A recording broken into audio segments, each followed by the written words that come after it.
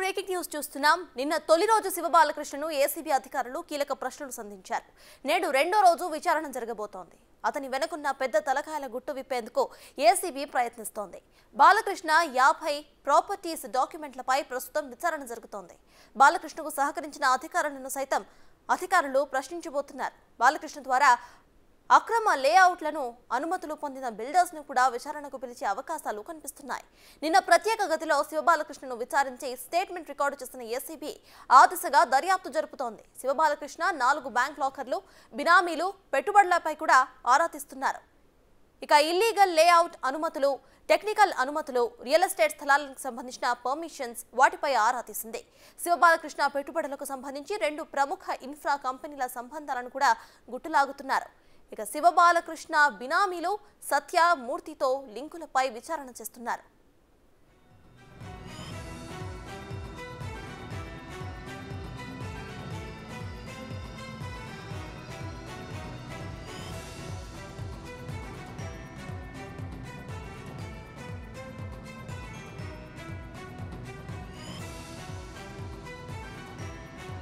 శివబాలకృష్ణ కేసుకు సంబంధించిన పూర్తి డీటెయిల్స్ మా ప్రతినిధి రాణా అందిస్తారు.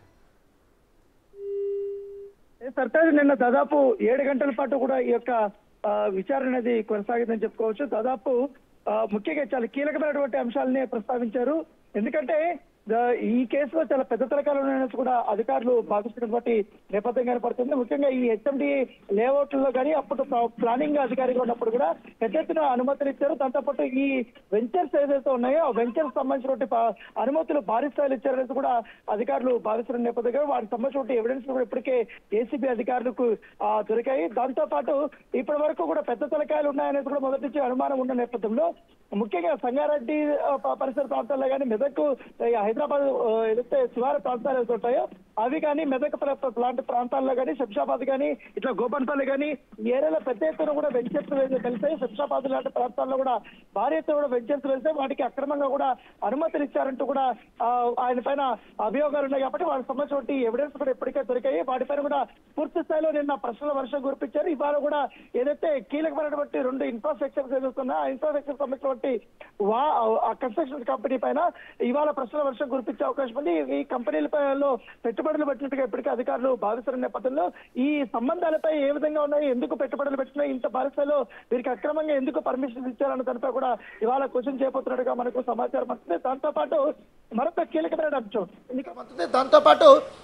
కీలకమైన అంశం ఎందుకంటే ఇప్పటికే భూ కుంభకోణంలో భారీ ఎత్తున శివబాలకృష్ణ సెక్రటరీగా ఉన్నప్పుడు కానీ, అలాగే చైర్మన్ గా సోమేష్ కుమార్ ఉన్నప్పుడు కానీ భారీ ఎత్తున కూడా భూములు కొనుగోలు చేశారు. అప్పుడు కూడా పరిమితులు ఇచ్చారంటూ కూడా ఈయన పైన ఆరోపణలు వచ్చాయి. కాబట్టి ఇట్లా పై అధికారులు ఇంకా ఎవరెవరు ఈయన వెనకాల నడిపించారన్న దానిపై కూడా ఇప్పటికే కూపీ లాగుతున్నటువంటి నేపథ్యం కనపడుతుంది. దాంతోపాటు హెచ్ఎండిఏలో కానీ, రెరా సెక్రటరీగా ఉన్నప్పుడు కానీ, టౌన్ ప్లానింగ్లో ఉన్నప్పుడు కానీ ఈ పూర్తి స్థాయిలో ఈయన ఒక్కడికే ఏకచిత్రాధిపత్యంతో ఈయనే జీవోలు ఇవ్వడం కానీ, ఈయనే పర్మిషన్స్ ఇవ్వడం కానీ ఇవన్నీ అంశాలపైన కోట్లాది రూపాయలు కూడా ఆర్జించాడు. దాదాపు 100 కోట్ల రూపాయల వరకు ఈయన ఆస్తులు కూడబెట్టుకున్నాడంటూ కూడా ఈయన పైన అభియోగాలు ఉన్నాయి. కాబట్టి శివబాలకృష్ణ మరి కాసేపట్లో చర్చలు కూడా జైలు నుంచి కూడా ఇప్పుడు ఇక్కడికి తీసుకురాబోతున్నారు.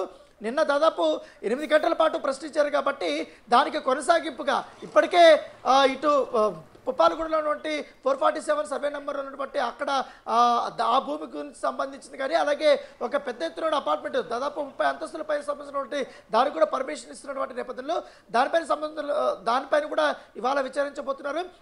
కోట్లాది రూపాయలు దాంతో ఆర్జించాడనేసి కూడా అధికారులకి విత్ ఎవిడెన్స్ వచ్చాయి. కాబట్టి ఎందుకంటే ఫిర్యాదుదారుడు చాలా స్పష్టంగా ఏ సమయంలో ఎంత డబ్బులు ఇచ్చారనే దానిపై కూడా ఇక్కడ ఏసీబీ అధికారులకి ఆయన చెప్పిన నేపథ్యంలో అన్ని కోణాలు కూడా ఇవాళ విచారిస్తున్న నేపథ్యం ఏర్పడుతుంది. దాంతోపాటు ఈయన దాదాపు 3 నెలలు 2018 నుంచి 2022 వరకు ఈయన మూవ్ చేసినటువంటి ఫైల్స్ ఏవైతున్నాయో హెచ్ఎండిఏ నుంచి కూడా ఎప్పటికే కొన్ని తెప్పించుకున్నారో ఆ సంబంధించిన ఎవిడెన్స్ అంతా కూడా ఆయన ముందు పెట్టి ఆ క్వశ్చన్ చేసినటువంటి నేపథ్యం ఏర్పడుతుంది. ఈ కేసుని అంత ఆషామాషిగా అయితే వదిలే ప్రసక్తి లేదనేసి కూడా ఏసీపీ అధికారులు చెప్తున్నారు. చాలా పెద్ద భారీ కుంభకోణమే ఇక్కడ జరుగుతుంది. ఒక ప్రభుత్వ అధికారి ఏదైతే ప్రభుత్వ ఉద్యోగం పనిచేస్తూ కూడా అధికార దుర్వినియోగానికి పాల్పడుతూ పెద్ద ఎత్తున కూడా సంపాదించడము, పైగా తన అనుంగు శిష్యులు ఎవరైతే ఉన్నారో కుటుంబ సంబంధించిన సభ్యులు కానీ మిగతా సంబంధించిన బినామీలు కానీ వారితో కూడా ఇతర కంపెనీల్లో పెట్టుబడులు పెట్టించి భారీ స్థాయిలో కూడా లాభం పొందడం అనేది కూడా చాలా స్పష్టమైనటువంటి ఆధారాలు దొరికిన నేపథ్యం. సో ఇవాళ మరి కాసేపట్లో ఇదే ఆఫీస్కి రాబోతున్నారు కాబట్టి ఇవాళ కూడా పెద్ద తలకాయల మీద ఉన్నటువంటి సంబంధాలు, అలాగే ఈయనకి ఈ ఆస్తులు ఎంతవరకు వచ్చినాయి, బినామీల పేరు మీద ఇంకా లేఖర్లు ఓపెన్ చేయాల్సి ఉంటుంది కాబట్టి ఎంతవరకు ఏ సమయంలో డబ్బులు ఇచ్చారనేది కూడా ఎవిడెన్స్ ఉందా కాబట్టి వాటిపైన కూడా ఇవాళ ప్రశ్నించే అవకాశం ఉంది. దానితో పాటు మరొక కీలకమైన అంశము హెచ్ఎండిఏలు ఉన్నప్పుడు చాలా వరకు కూడా చాలా బడా కన్స్ట్రక్షన్స్ కంపెనీస్ ఉన్నాయి, దాదాపు ఐదు కంపెనీలు ఉన్నాయి. వాళ్ళు ఎక్కువగా వెంచర్స్ కానీ లేఅవుట్ కానీ ఇవన్నీ ప్లాట్స్ కానీ అమ్ముతూ ఉంటారు. వారికి అడిగిందే తడవుగా వెంటనే వాళ్ళకి టైటిల్ రిజిస్ట్రేషన్తో పాటు టైటిల్ పర్మిషన్స్తో పాటు అన్ని రకాలైనటువంటి పరిమితులు ఇచ్చేసి కోట్లాది రూపాయలు ఆర్జించాడనేసి కూడా అధికారులకి ఫిర్యాదు వచ్చిన నేపథ్యంలో వారిని కూడా ఇవాళ పిలిపించే అవకాశం మనకు తెలిసింది. వారికి లేకపోతే ఇవాళ పిలిపించకపోతే నోటీసులు పంపించి వారిని రేపటికి విచారణకు అయితే పిలిచే అవకాశం ఉన్నట్టుగా మనకు సమాచారం అవుతుంది. చాలా పెద్ద ఎత్తున కుంభకోణం జరిగింది. దాంతోపాటు ఈ G111 ఉన్నప్పుడు ఇటువైపు గోపర్పల్లి, శంకర్పల్లి కానీ ఇటువైపు మొయినాబాద్ పరిసర ప్రాంతాల్లో కానీ అలాగే ఇటు కాళీమందిర్, అలాగే మణికొండ లాంటి పరిసర నార్సింగ్ లాంటి కోకాపేట లాంటి పరిసర ప్రాంతాల్లో ఎక్కువగా భూములకి రేట్లకి రెక్కలు వచ్చిన నేపథ్యంలో అక్కడ కూడా భారీ స్థాయిలో తనకు ఉన్నటువంటి వారికి అందరికీ కూడా నాయకులకు కానీ కన్స్ట్రక్షన్ కంపెనీస్కి కానీ వీళ్ళకందరికీ కూడా అపారమైనటువంటి పరిమితులు ఇవ్వడంతో ఇల్లీగల్గా పర్మిషన్స్ ఇచ్చారని కూడా తేటతెల్లమైంది. ఆ ఆస్తుల విలువే వేల కోట్ల రూపాయల దాకా ఉంటాయి ఈయన ఇచ్చినటువంటి పర్మిషన్స్ వల్ల.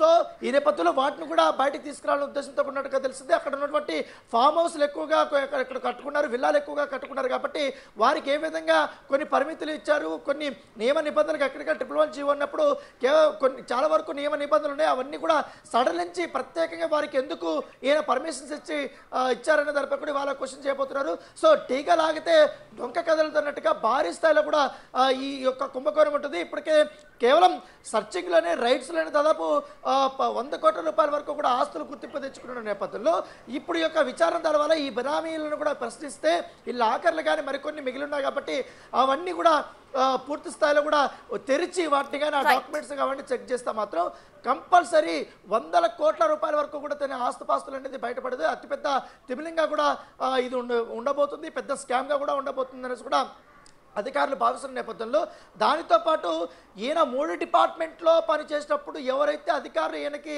సహకరించారో, ఎందుకంటే ఒక్కడే ఇన్ని పనులు చేయలేడు కాబట్టి ఆ అధికారుల యొక్క సంబంధాలపైన కూడా పూర్తి స్థాయిలో అధికారులు దృష్టి పెట్టడం జరిగింది. నిన్న ఏసీపీ జాయింట్ డైరెక్టర్ కూడా పూర్తి స్థాయిలో కూడా ప్రశ్నల వర్షం కురిపించిన దాదాపు నిన్ననే 50 సంబంధించిన దస్తావేజుల పైన సంబంధించిన ప్రాపర్టీస్ పైన కూడా నిన్న క్వశ్చన్స్ చేశారు.